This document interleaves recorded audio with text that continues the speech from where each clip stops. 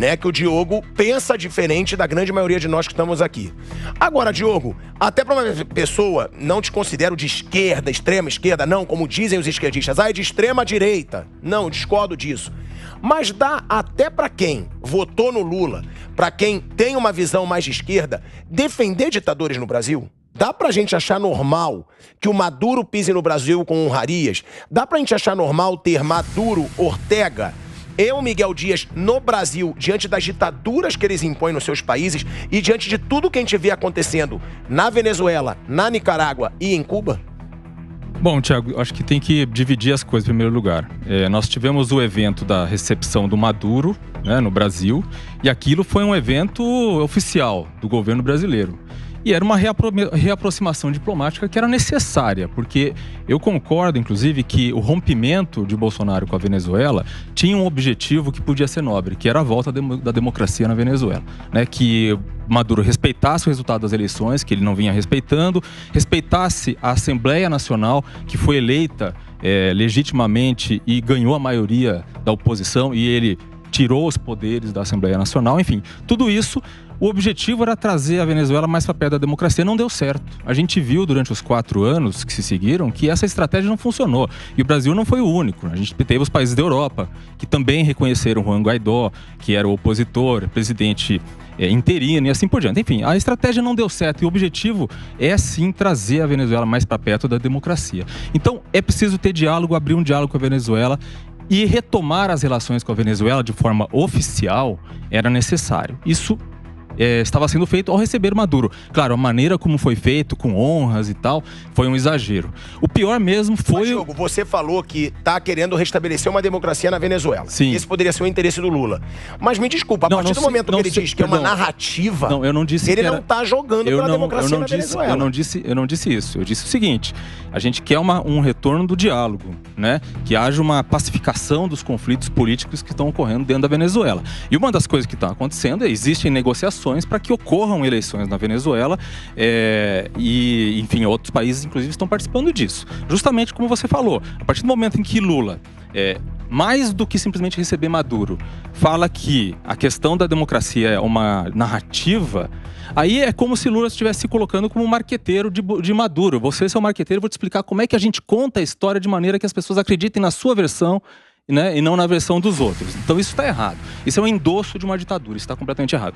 Fora de São Paulo, bom, eu sou talvez um dos poucos jornalistas que, muito antes dessa discussão toda sobre Fora de São Paulo, a não ser exceção de algumas pessoas, como foram citadas aqui, que já falavam do Fora de São Paulo antes, eu visitei, participei, fui, né, como jornalista, registrar um Fora de São Paulo em Montevidéu, se não me engano, em 2008, ou seja, faz bastante tempo.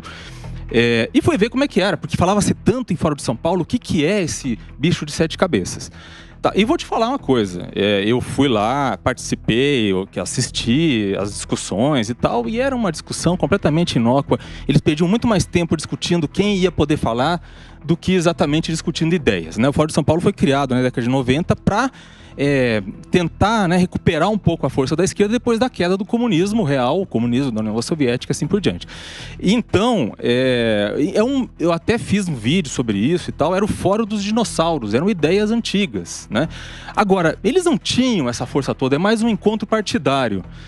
E esse encontro que vai acontecer no Brasil, a gente deve ver isso como, mais uma vez, um encontro partidário, mais do que uma recepção oficial do governo brasileiro em relação a esses ditadores. É claro, ainda não se sabe se Lula vai participar do Fórum de São Paulo, né? A gente sabe que esse encontro, organizado por partidos de esquerda da América Latina, inclusive o PT, vai fazer essa reunião, talvez traga esses ditadores para cá, países com os quais o Brasil tem relação diplomática, Cuba, Nicarágua, por mais, né, danoso que seja. Mas você acha que tem que ter? O quê? Relação diplomática com ditadura? Bom, o Brasil tem relação diplomática com a Arábia Saudita. Jair Bolsonaro foi para a Arábia Saudita, chamou o príncipe herdeiro de irmão. Mas não recebeu ele aqui. Eu estava lá na Arábia Saudita acompanhando. Mas não recebeu ele aqui.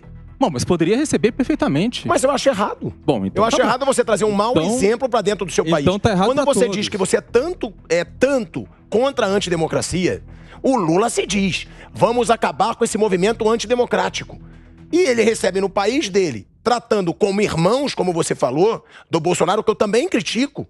É isso que eu vejo a diferença da direita para a esquerda. Eu não elogio o Bolsonaro ter ido ter relação, chamando de irmão, um ditador, que eu sei que também é ditador. Agora, eu não vejo as pessoas da esquerda atacando como se deve atacar. A gente tem o Maduro é assassino. Ele foi muito criticado, inclusive, por pessoas de esquerda aqui no Brasil que criticaram a postura de Lula, dando endosso à ditadura. Se Bolsonaro recebendo um ditador como Maduro no Brasil com honrarias, ele seria muito mais criticado pela mídia tradicional. E você sabe disso. A gente tem que medir isso de alguma forma, né? Sim. De maneira objetiva. Não sei como é que seria. Eu vou medir pra você. Quando teve a PL da censura, foi votada a PL da censura. No dia seguinte, a PL da censura era um escândalo. E ela foi adiada. No dia seguinte, resolveram caçar um cartão de vacinação do Bolsonaro na casa dele e foi a manchete de todos os veículos. Não foi a PL da censura, foi o cartão de vacinação do ex-presidente. É isso que eu digo da postura da mídia, que hoje é muito pouco correta. A gente está falando de outra coisa. Não, eu sei, mas eu digo da postura da mídia, de dois pesos e duas medidas. Ela vai ser toda errada. Eu acho que o problema não é o Brasil ter uma relação com países que são ditatoriais, porque se fosse assim, a gente não teria com a China. Cara, mais ditadura do que a China. A minha questão é sempre a seguinte: eu não Bolsonaro recebeu Putin no Brasil. Então, Putin é um ditador. Fazer negócio. Você falou que não poderia receber? Recebeu. Fazer negócio é uma coisa. Sustentar, que é o nosso caso, hoje nós estamos sustentando. Os caras devem pra gente e eles não têm a menor vontade de pagar, já estão vindo com o Pires na mão. Não trazem nada de positivo comercialmente. Por exemplo, a China faz negócio... São 6 bilhões de reais. A China e a Rússia fazem negócio com a Venezuela. Mas eles... É assim, eu volto, entendeu? A Venezuela paga a China e Rússia quando eles fazem... Eles não ficam devendo. Agora o Brasil querendo comprar energia de um país que já teve diversos apagões porque não consegue garantir a própria energia. Não garante a própria... Não faz sentido, é só uma ferramenta de financiamento. Sobre isso, eu preciso explicar o seguinte. O Brasil, no governo Fernando Henrique Cardoso, tinha um grave problema de energia em Roraima. E havia um projeto antiquíssimo, inclusive anterior ao Hugo Chávez, anterior ao governo do Hugo Chávez, começou em 1998, de fazer um linhão, né, e fazer essa conexão com o sistema elétrico venezuelano. Isso foi depois concluído no governo de Hugo Chávez, ainda no governo Fernando Henrique Cardoso. Foi algo negociado por eles. Era algo que vinha sendo pleiteado pela Eletrobras há muito tempo. Houve muitas negociações muito firmes em relação a isso. Depois, isso se rompeu agora mais recentemente por causa dessas rusgas e quebras diplomáticas. Mas houve apagões lá, né? O problema é que ainda é um problema em Roraima, a questão da energia. Então, se o Brasil não conseguir resolver por conta própria esse problema, nós ainda vamos precisar dessa energia da Venezuela. Mas o ponto que eu penso é... Agora, botando o Alessandro aqui pragmático. Também, botando o Alessandro na roda, você concorda com o Negão? O problema não é receber esses ditadores, ter uma relação diplomática, e sim financiar ditaduras como a da Venezuela? Sim, a questão é uma questão muito delicada, porque quando nós falamos praticamente de relações internacionais, nós estamos falando das relações de Estado. Então, concordo que o Brasil precisa ampliar cada vez mais as suas fronteiras, mesmo que sejam países em situações como Venezuela, principalmente porque a Venezuela está sob sanção. As sanções são positivas para a questão da economia brasileira, para fazer exportações, fazer negócios com empresários, não com o governo. Então as relações são muito positivas. O que eu tenho que relevar é justamente a questão do como foi recebido, né? A questão das honrarias, de colocar como ele um salvador, e realmente isso praticamente denegriu quase toda o protocolo diplomático de aproximação com a Venezuela. Nós temos interesse na Venezuela, sim, temos. Ele tem petróleo que nos interessa. Nosso petróleo não é igual ao deles. O deles se transforma em combustível. O nosso não. O nosso gasta um processo absurdo. E para nós é interessante, ainda mais agora que ele deve, e agora começam-se as questões de negociação dessa dívida e o pagamento com energia para resolver a questão de Roraima. Já que você me deve, você fornece energia para mim. Então eu acho que assim, nesse ponto de relações internacionais, Brasil e Venezuela tem que existir. Como nós estamos tendo com a Argentina. A Argentina, o presidente quer que o Brasil seja financiador. Não é o nosso interesse. Nosso interesse é garantir que os nossos exportadores que fazem comércio com a Argentina recebam dinheiro. A ideia é essa, é continuar e aumentar ainda mais e garantir que essas exportações sejam pagas, que hoje não está sendo paga. Demora quase 180 dias a ideia do governo entrar. Então, essas economias sul-americanas, praticamente, nós temos que falar o que é economia e o sistema político que está envolvido. Aí o sistema político, concordo, acho que a gente tem que tomar cuidado qual é o procedimento que nós vamos adotar, porque nós estamos vendo que as relações internacionais, toda vez que você tem um passo ou direto com a China ou direto com os Estados Unidos, você praticamente parece que você está tomando um lado. Aí parece que com a guerra da Rússia, parece que voltou uma marca de geopolítica daquela questão da cortina de ferro. Nós estamos com o leste europeu, nós estamos com o pessoal da Ásia. Não, vocês estão com os Estados Unidos. Não, e não existe isso, nós tínhamos perdido isso. Era uma economia global, tudo se circulava. Aí com a guerra praticamente deu esse dualismo. Então, quando foi feita a questão só vou dar uma questão sobre as sanções. Quando colocaram as sanções na Rússia, na verdade, que era o grande articulador era a China. Porque ela queria saber como seriam as sanções que iam ser aplicadas para a Rússia, para ela poder se salvar quando um dia tivesse uma sanção econômica. E realmente, tiraram o clear lá de pagamento russo. Em Taiwan, né? Ela resolvesse entrar em Taiwan. Exatamente. Já para ver a temperatura da água. Não só Taiwan, mas existe uma corrida até 2030 de quem vai ser a maior economia global. O Trump tentava segurar com a questão lá das barreiras alfandegárias, ele tentava dar uma segurada nessa, fazer esses embates, a economia chinesa ficava é como se a economia brigasse. Agora, com o Biden parece que perdeu a mão e a economia está afundando. E a China está estourando. Então o que acontece? A China agora avançou, vamos dizer assim, se estivesse na Fórmula 1, ele está com uma volta de vantagem sobre os Estados Unidos. E a grande chance dela se tornar uma potência mundial em 2030 e tecnológica é muito grande. Então, como que você vai fazer? Logo vão fazer sanções econômicas. Então o que ela já fez? Ela já desfez as posições em dólar, já desfez as posições, criou um clear próprio. Então, tudo que foi colocado como sanções foram colocadas nela. E ela está se expandindo de uma relação tão grande para o resto do mundo que não deixa de ser uma economia completamente autoritária. Você controla a natalidade, você controla o idealismo político, você faz define praticamente as normas sociais, então quer dizer assim... Escreve a história. Mas e essas relações internacionais do Brasil em cima do que ele falou, né? Porque a gente está falando de relação internacional. A gente está falando desses ditadores, o Maduro mesmo, a forma como ele chegou é bem questionável. Porque ele veio com um avião envelopado. Ele veio com um avião disfarçado. Ele não veio com um avião de autoridade venezuelana, porque ele não pode, se por qualquer emergência ele tivesse que parar em algum país, ele seria preso. Ele veio disfarçado. Mas ele veio. O avião dele veio envelopado. Ele não seria preso porque o próprio Biden foi lá há pouco tempo, acho que foi o ano passado. Foi justamente quando teve a sanção com a Rússia, ele foi lá tentar comprar. Mas o avião era disfarçado, era envelopado, era um avião comercial. Isso é de se questionar. A gente tem que questionar um presidente, um ditador, na minha opinião, chegando no Brasil com um avião envelopado. Ele tem um pedido nele, mas eu duvido que um dia ele chegue, os Estados Unidos tenham a cara de prender ou qualquer coisa do tipo. Por causa de uma certa forma, se você olhar a política americana... mesmo o Biden tendo se reunido, o pedido de prisão ainda está em andamento. Ele tem um pedido de prisão.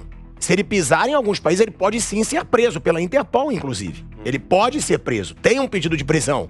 Tem, inclusive, uma oferta de 65 milhões de reais para quem entregar o Maduro. Então, sim, ele chegou como um criminoso no Brasil. Agora, em cima do que ele falou, Lucas, sobre essas relações internacionais, porque o Lula agora já vai receber esses 3 ditadores. E eu concordo quando ele diz, Bolsonaro foi na Arábia. Concordo. Sou contrário a ter 3 ditadores no Brasil, principalmente se forem recebidos do jeito que foi o Maduro. Mas essas relações internacionais do Lula, que cada vez ele se enrola mais. Sim. Ele falou mal dos Estados Unidos, falou mal da moeda americana, depois ele colocou a Ucrânia como culpada também na guerra da Ucrânia. É a mesma coisa que você falar que uma mulher, como diz o Pavinato, que foi estuprada, que ela teve culpa de ter sido estuprada. A Ucrânia foi violentada e o Lula disse que a Ucrânia tem parcela de culpa na guerra. Jogou também totalmente contra a União Europeia, que questionou. Essas relações internacionais vão piorar ainda mais com essa presença de 3 ditadores aqui ou não, porque é normal pela diplomacia entre os países? Eu acho assim, eles até disseram tal, que toda vez que o país se posiciona, se relaciona com a China, Venezuela, Cuba, Nicarágua, todo mundo fala, pô, Brasil tomou um lado. Mas é exatamente porque o tipo de relação que o Lula tem se pretendido e tem tentado ter é uma relação ideológica. Quando ele propõe, por exemplo, uma moeda para servir de câmbio entre países alinhados ideologicamente. Quando, por exemplo, ele propõe uma moeda única com a Argentina, que é um país que você vê, a economia é destruída, tem muito pouco a agregar ao Brasil, aí o Lula vai lá e quer fortalecer as relações. Qual o tipo de interesse que ele tem com isso? Por exemplo, quando você fala, o Brasil pode negociar o pagamento das dívidas. Me parece muito mais quando o Maduro diz que vai pagar as dívidas que tem com o Brasil, uma tentativa de, olha, eu tô bonzinho aqui, vou voltar a negociar com vocês, apenas para permitir que as negociações voltem, mas o intuito por trás disso me parece ser apenas o financiamento desse país. Eu tenho muita dificuldade em acreditar que um país como a Venezuela, um ditador como o Maduro, que nunca honrou os seus compromissos, realmente tem algum interesse de honrar os compromissos com o Brasil. Aí você me fala, e a energia venezuelana... Ele deve 6 bilhões de reais. Pois é. Bilhões. Aí, 6 bilhões. A energia venezuelana pode servir como uma moeda de troca. O Maduro pode usar ela para pagar. Não é isso que estava sendo negociado. O que estava sendo negociado é o Brasil comprar realmente energia venezuelana. E detalhe...